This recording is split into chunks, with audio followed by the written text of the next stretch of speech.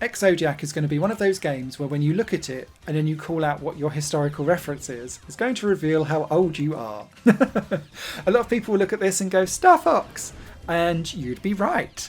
I'm older, so I go, Space Harrier! And again, I would be right, because Ex-Zodiac absolutely picks the best of all of this and mashes it all together for a modern reimagining of everything that is beautiful about 90s styled low poly 3D rail shooters.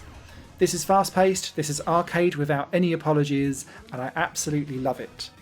Ex-Zodiac is launching onto early access from the 21st of July 2022, and it comes with half of the game done, essentially.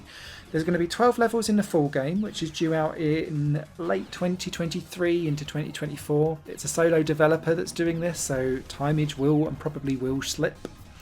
But the game itself, when it launches into early access, will have 6 levels, 6 bonus stages, and perhaps some little hidden stuff hidden throughout the game too, because there's secret stages in the full thing.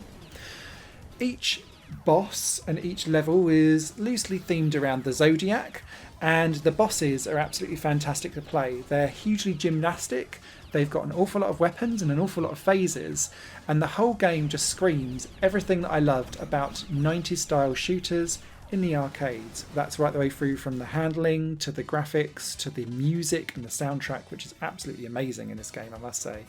And just the general onslaught of everything flying at you, except you don't have to spend coins.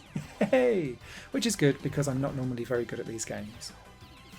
In Ex-Zodiac, you play as Q, and she's fighting against a organisation known as Zodiac, who are coming in and smashing up everything and taking over various worlds. Each level has a variety of different stages to it, and you'll go through checkpoints that allow you to respawn from that point should you die. And you've got a shield down in the bottom left which will slowly take damage whether or not you hit enemies, their fire, or an awful lot of collapsible buildings, or walls being thrown up, or just traps getting in the way that I found really showed off almost like a race to the sun style manoeuvring to try and get out of the way of some of the stuff that's being put in your path. Manoeuvring is quite handy and very good to do. You've got inverted versus normal controls depending on what you want to choose, and you can move up, down, left, right just in standard, but you've also got heavy banking terms with the shoulder buttons which allow you to bank to one side and really like pull to the left or right. I found this really helpful, especially for boss battles, because bosses get more and more gymnastic the further you get through some of their forms, and so quite often they would be like jumping around the screen with a laser attack on, and so it was very easy to kind of go down and to the right and then do the bank and kind of drop out diagonally and feel very fluid in motion.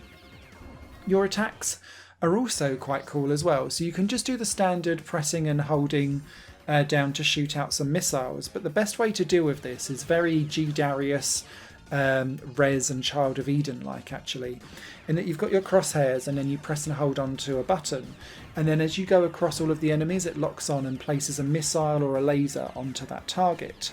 Once you've then got enough full, you can then let go and it will charge out an extra missile sometimes to then maybe catch something else in the crosshairs as well as it goes. But that's the best way if you can lock onto enough, quick enough, to get like a good old multiplier up on your score, but also just clearing out enemies in general. Most enemies take just the 1 or 2 hits. Some other things that come out that look very much like they're stolen from Star Wars are taking multiple hits, or they might take 1 or 2 full ammo hits on something.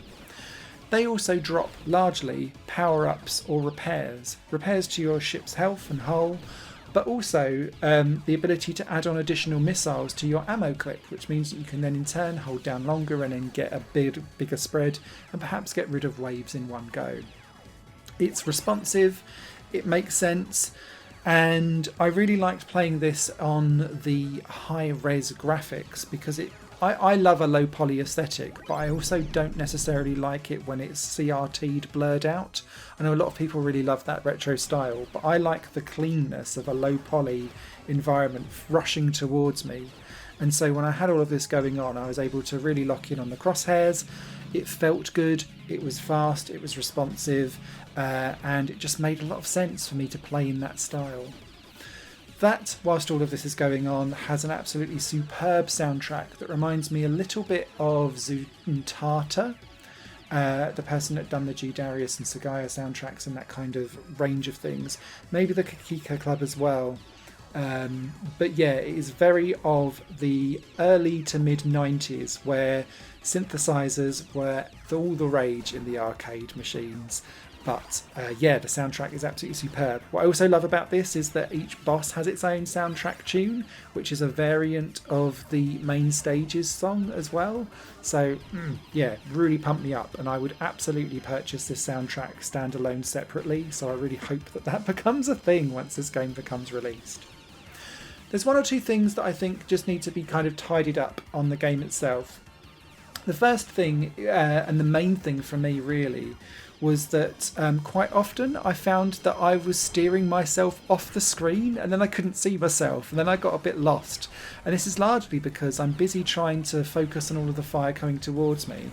I would be busy trying to dive out of the way for all of the different like returned fire or collapsing buildings or fans, or like things popping out from the sand like drills or lava. And then I'd get so like embroiled in trying to move things, I'd actually move myself off the corner of the screen, and I was like, I'm a bit lost. So I'd like that to just be a little bit more, I don't know, I want to be on the screen more, basically. I don't feel like I should be able to leave the screen and then get a little bit lost. That just needs a little bit tightening up. But aside from that, that's really my main complaint about it all. The rest of it handles and plays like an absolute charm. Anyone that's looking for retro shoot-em-ups will do very well in picking up Ex-Zodiac. Chef's kiss. This is an absolute gem. All by a solo developer as well. Can't believe it. If you've got any comments or questions, please leave them down below. And yeah, happy gaming. Higher Plane Games is part of the Higher Plane Network, a completely independent media outlet supported by people like you. The goal is to create the best possible content that cultivates a richer indie scene for games as well as music and entertainment. To find out more and to get involved, visit patreon.com/Higher Plane Network. Your support makes all the difference, and in return you'll gain access to bonus content and downloads. Thank you for watching.